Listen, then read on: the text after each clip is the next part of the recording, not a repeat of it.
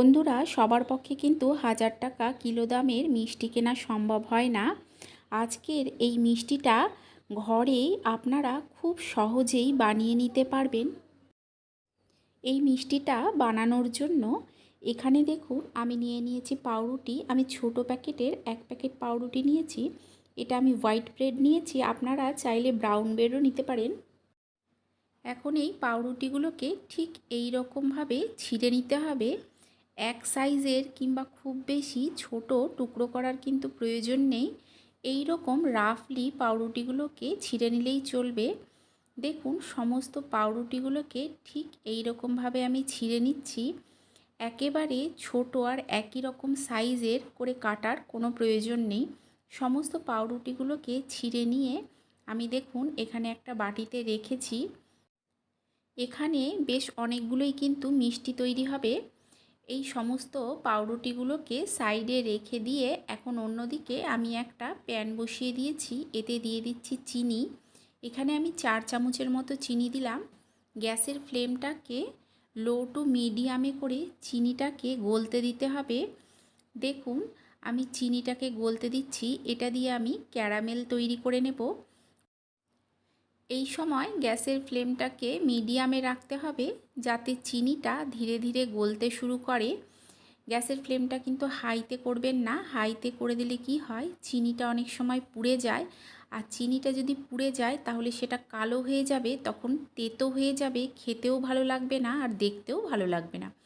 দেখুন চিনিটা যত গলতে শুরু করছে এর থেকে একটা সুন্দর রং বেরিয়ে আসছে। আরও কিছুক্ষণ চিনিটাকে আমি মিশিয়ে নেব। কিছুক্ষণ পর আমি কিন্তু গ্যাসের ফ্লেমটা বন্ধ করে দেব। গরম অবস্থাতেই এটা সুন্দর রং চলে আসবে। যদি অনেকক্ষণ সময় ধরে গ্যাসটা জ্বালিয়ে রাখা হয় তাহলে চিনিটা খুব তাড়াতাড়ি পুড়ে যায়।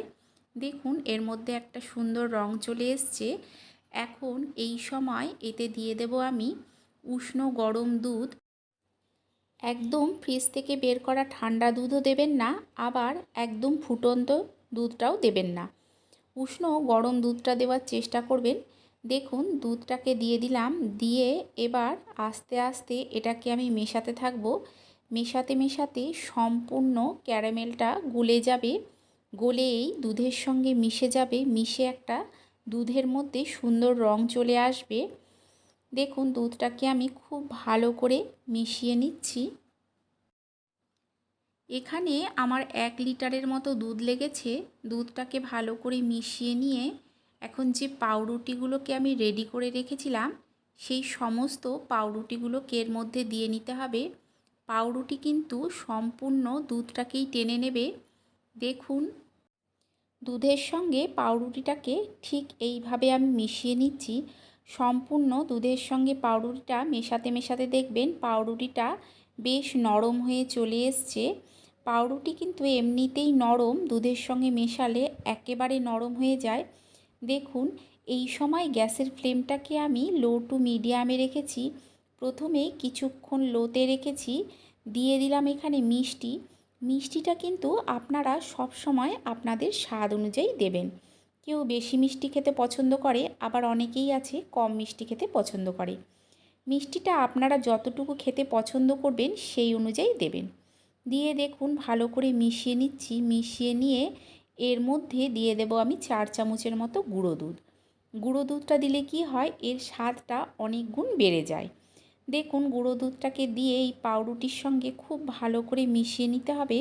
তবে গ্যাসের ফ্লেমটা কিন্তু একেবারেই হাইতে করবেন না। যতটা সম্ভব লো টু মিডিয়ামে করে ভালোভাবে মিশিয়ে নেওয়ার চেষ্টা করবেন। বাজার থেকে সব সময় কিন্তু দামি মিষ্টি কিনে খাওয়া সম্ভব হয় না। খুব সহজেই পাউরুটি আর দুধ দিয়ে আপনারা ঘরে থাকা উপকরণ দিয়েই বাজারের থেকেও সুন্দর স্বাদের মিষ্টি ঘরেই তৈরি করে নিতে পারবেন। দেখুন খুব ভালো করে মিশিয়ে নিয়ে এতে দিয়ে দিচ্ছি আমি এলাচের গুঁড়ো। যাদের এলাচের ফ্লেভার পছন্দ তারা এলাচের গুঁড়োটা দেবেন। আর যদি পছন্দ না হয় সেক্ষেত্রে আপনারা ভ্যানিলা এসেন্সও দিতে পারেন।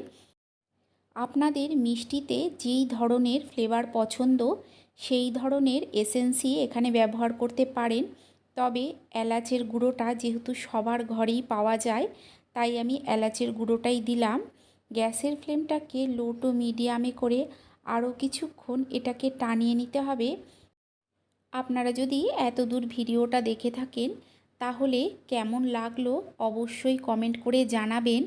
আর আপনাদের নিজেদের চেনা পরিচিত মানুষের মধ্যে ভিডিওটাকে শেয়ার করে দেবেন, যাতে তারাও খুব সহজে বাড়িতে এই মিষ্টিটা বানিয়ে নিতে পারেন।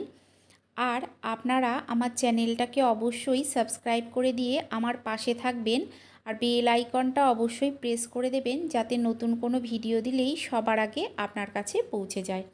দেখুন আমি এটাকে একদম টানিয়ে নিয়েছি, এর থেকে বেশি দরকার নেই। এখন অন্যদিকে আমি দেখুন এখানে নিয়ে নিয়েছি একটা কেক টিন। আপনাদের কাছে যদি কেক টিন না থাকে যে কোনো টিফিন বক্স কিংবা বাটি নিলেও চলবে। এখানে দেখুন বসিয়ে দিলাম একটা বাটার পেপার। বাটার পেপার না থাকলে এমনি প্লেন যে কাগজ সাদা পাওয়া যায় সেটাও এইভাবে কেটে বসিয়ে দিতে পারেন। এখন এর ওপর থেকে কিছুটা ঘি আমি ব্রাশ করে দিচ্ছি। আপনাদের কাছে যদি সাদা পেপার থাকে সেটাকে কেটে এইভাবে বসিয়ে চারিদিকে ঘি ব্রাশ করে দেবেন, তাহলেই হবে। এখন সমস্ত মিশ্রণটাকে এর মধ্যে দিয়ে নিতে হবে। সমস্ত মিশ্রণটাকেই দেখুন এর মধ্যে দিয়ে নিচ্ছি। আপনারা এই রেসিপিটা যতক্ষণ না নিজেরা বানিয়ে খাচ্ছেন ততক্ষণ বুঝতে পারবেন না যে এটা খেতে কতটা সুন্দর হয়। সমস্ত এই পাউরুটির মিশ্রণটাকে এর মধ্যে দিয়ে নিতে হবে। দিয়ে নিয়ে এর ওপর থেকে এটাকে ঠিক এইভাবে সেট করে নিতে হবে। দেখুন আমি এই খুন্তিটার সাহায্যে ঠিক এইভাবে এর ওপর থেকে এটাকে সেট করে নিচ্ছি। যতটা সম্ভব ওপরটাকে প্লেন করে নেওয়ার চেষ্টা করবেন। এখন এর উপর থেকে আমি দিয়ে দিচ্ছি আমন্ড বাদাম কুচি আর কাজু বাদাম কুচি। আপনাদের কাছে যদি আমন্ড বাদাম কাজু বাদাম না থাকে যে কোনো রকমের ড্রাই ফ্রুটস দিলেই হবে। যদি ড্রাই ফ্রুটস না থাকে না দিলেও চলবে, তাতেও খেতে খারাপ লাগবে না। ফ্যানের তলায় ঠান্ডা করে এটাকে আমি ফ্রিজে রেখে দেব। এটা কিন্তু ঠান্ডা খেতেই ভালো লাগে। আমি ঠান্ডা করে আপনাদের দেখাচ্ছি। একদম সম্পূর্ণ ঠান্ডা হয়ে যাওয়ার পর আমি ফ্রিজ থেকে বের করে নিয়েছি। এখন এই প্লেটটার সাহায্যে এটাকে আমি উল্টে নেব। যেহেতু বাটার পেপার দেওয়া আছে খুব সহজেই কিন্তু এটা বেরিয়ে আসবে। দেখুন সোজা করে নিয়ে এটাকে আমি কেটে নিচ্ছি। মিষ্টিটা আপনারা খেলে বুঝতে পারবেন যে কতটা সুন্দর হয়, মুখে দিলে একদম মিলিয়ে যায়। দেখুন তৈরি হয়ে গেছে এই রেসিপি। আপনারা এইভাবে অবশ্যই বানিয়ে খাবেন, আশা করছি আপনাদেরও ভালো লাগবে। তাহলে চলুন আপনাদের সঙ্গে দেখা হচ্ছে আরও একটা নতুন ভিডিও নিয়ে।